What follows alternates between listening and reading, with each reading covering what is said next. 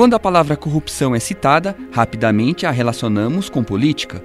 Mas nesse cenário tão gigantesco, esquecemos que em pequenas atitudes que exercemos ao longo do dia, pode ser em pequena escala, um ato corrupto que tanto julgamos. A corrupção é um problema humano. Enquanto nós estivermos diante com a manifestação humana, fatalmente estaremos diante do problema da corrupção.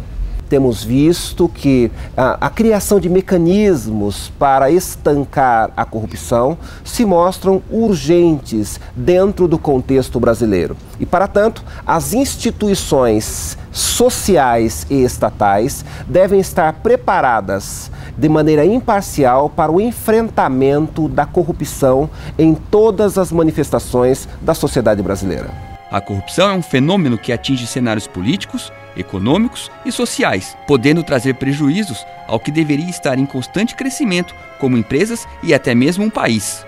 No Brasil, temos observado que a corrupção tem gerado diversos prejuízos econômicos e também prejuízos morais. No ponto de vista político, nós percebemos que a corrupção tem provocado um descrédito das classes políticas diante da população brasileira. No campo econômico, percebemos que a corrupção também traz significativos prejuízos financeiros, inclusive prejudica a credibilidade do nosso país diante dos outros países que estão esparramados pelo mundo. A palavra corrupção vem do verbo corromper.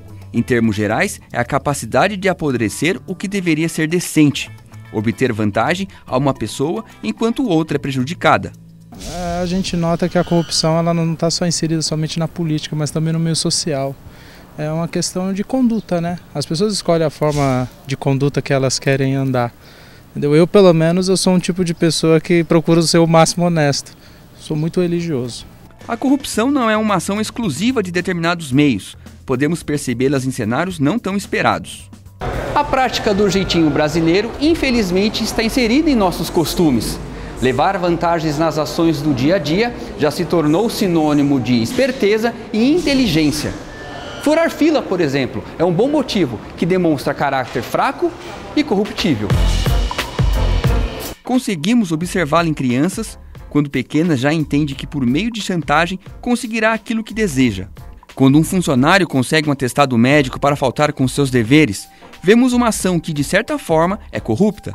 Podemos relacionar que o ato de ser corrupto muitas vezes acontece porque desde sempre somos colocados em situações com as quais temos que priorizar nosso bem-estar. A contemporaneidade tem uma espécie de máxima para a vida moderna, que é a seguinte: o importante é ser feliz. Quando nós nos deparamos com esta afirmação, como se fosse uma verdade absoluta, vale tudo.